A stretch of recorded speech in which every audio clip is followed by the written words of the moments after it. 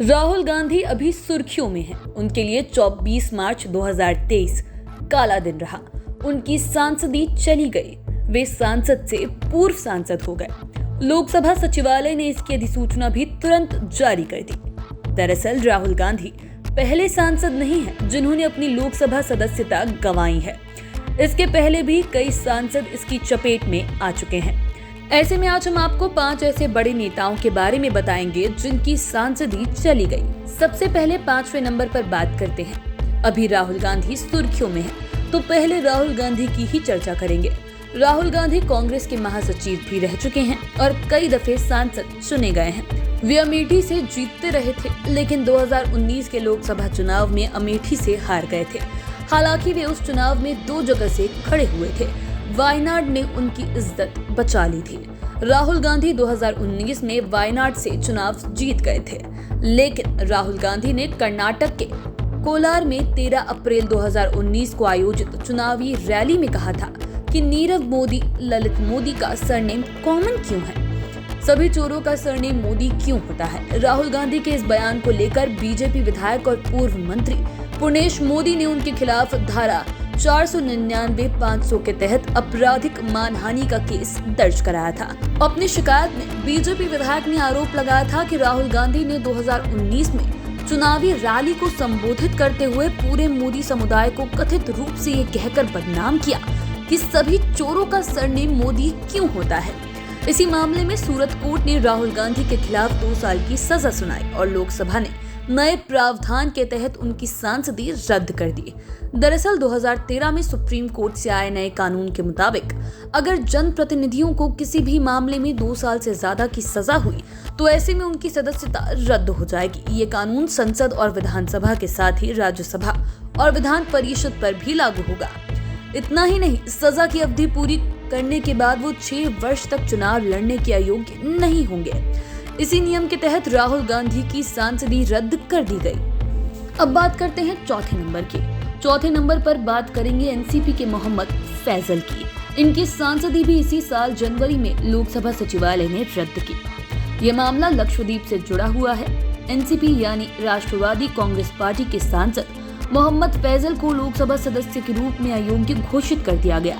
लोकसभा सचिवालय की ओर से 13 जनवरी 2023 को जारी अधिसूचना के अनुसार मोहम्मद फैजल को 2009 में दायर हत्या के प्रयास के एक मामले में 3 अन्य लोगों के साथ 10 साल के सश्रम कारावास की सजा सुनाई गई थी, जिसकी वजह से उनकी सदस्यता खत्म कर दी गई। उस समय कवारत्ती में जिला सेशन कोर्ट ने 11 जनवरी को एनसीपी सांसद और अन्य आरोपियों की जमानत निलंबित कर दी थी। हालांकि उनकी ओर से हाई कोर्ट में अपील दायर की गई, लेकिन हाई कोर्ट ने उनकी सजा को बरकरार रखा और इसकी वजह से उनकी सांसदी चली गई। अब बात करते हैं तीसरे नंबर की। तीसरे नंबर पर आरजेडी के दबंग नेता माने जाने वाले जगदीश शर्मा हैं। बिहार में आज भी इनकी भूमिहार समाज पर जबरदस्त पकड़ है। जहानाबाद से आने वाले जगदीश शर्मा चारा घोटाला मामले में सजा याफ्ता हुए थे। जिस समय ये सजा याफ्ता हुए थे उस समय से ये जहानाबाद के सांसद थे। खास बात कि जुलाई 2013 में इस कानून के आने के बाद इसका पहला डंडा जगदीश शर्मा पर चला था। दरअसल देश के सबसे चर्चित चारा घोटाला मामले में जगदीश शर्मा भी दोषी करार दिए गए थे। इस मामले में रांची की विशेष अदालत ने इन्हें 4 साल की सजा सुनाई। बता दें कि चाईबासा कोषागार से 19 के दशक में 37.7 करोड़ रुपए निकालने के मामले में जगदीश शर्मा को भी आरोपी बनाया गया था। पटना हाईकोर्ट ने 11 मार्च 1996 को चारा घोटाला से जुड़े सभी मामलों की जांच सीबीआई से कराने का आदेश दिया था। सजा याफ्ता होने की वजह से इनकी सांसदी रद्द कर दी गई थी। बता दें कि जगदीश शर्मा को आज भी जहानाबाद इलाके में काफी प्रभाव है और ये भूमिहार समाज के बड़े चेहरे हैं और लगभग 3 दशक तक जहानाबाद में इसी परिवार का कब्जा रहा है। अब बात करते हैं लालू यादव की। लालू यादव की सांसदी भी जगदीश शर्मा के साथ ही गई थी। चारा घोटाला में लालू यादव भी सजायाफ्ता हुए थे। सुप्रीम कोर्ट के 2013 में बनाए गए नियम की चपेट में लालू यादव आ गए थे। चारा घोटाला के चाईबासा कोषागार मामले में ये दोषी पाए गए और इन्हें 5 साल की कैद की सजा हुई। उस समय ये सारण से सांसद थे।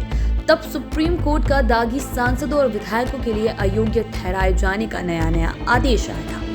और इस आदेश का शिकार सबसे पहले जनप्रतिनिधि के रूप में जगदीश शर्मा के साथ साथ लालू यादव भी हुए थे। ये तो आपको पता ही है कि लालू यादव चारा घोटाला के कुल 5 मामलों में दोषी पाए गए और सभी केसों में उन्हें जेल की सजा हुई।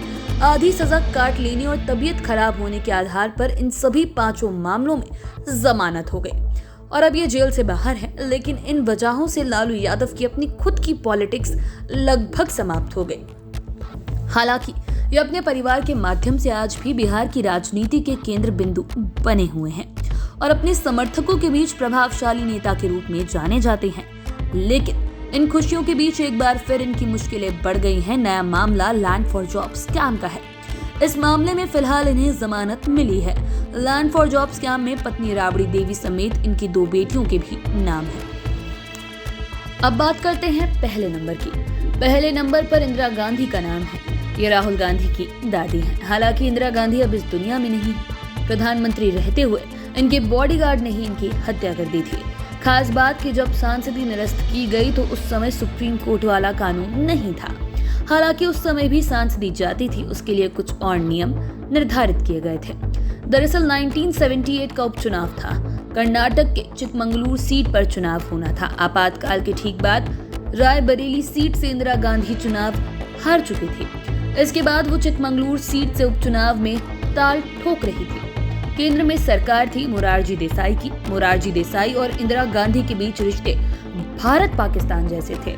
दोनों एक दूसरे को फूटी आंख नहीं सुहाते थे। इंदिरा चिकमंगलुरु से चुनाव जीतकर लोकसभा में पहुंच गई थी। उसी चुनाव के दौरान ही एक नारा, एक शेरनी 100 लंगूर चिकमंगलुरु चिकमंगलुरु खूब चर्चित हुआ था।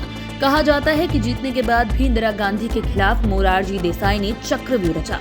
उन पर आरोप लगाया कि इंदिरा गांधी ने पीएम पद पर रहने के दौरान सरकारी अफसरों का अपमान किया था। सदन में 7 दिन तक लंबी बहस चली और उनकी सांसदी को प्रस्ताव पारित कर रद्द कर दिया गया। लेकिन इसका फायदा इंदिरा गांधी को ही हुआ। जनता के बीच गलत संदेश गया। इसी बीच आपसी कलह के बाद मोरारजी देसाई की सरकार गिर गई। 1980 में मध्यावधि चुनाव हुए और इमरजेंसी का दर्द भुलाकर लोगों ने इंदिरा गांधी के पक्ष में जमकर वोटिंग की और एक बार फिर से इंदिरा गांधी पीएम बन गई। तो आपने जाना 5 ऐसे नेताओं के बारे में जिनकी सांसदी रद्द कर दी गई थी। आप बाकी के वीडियोस के लिए चैनल के साथ बने रहें। अगर इस वीडियो को फेसबुक पर देख रहे हैं तो पेज को लाइक करें। यूट्यूब पर देख रहे हैं तो चैनल को सब्सक्राइब करें। धन्यवाद।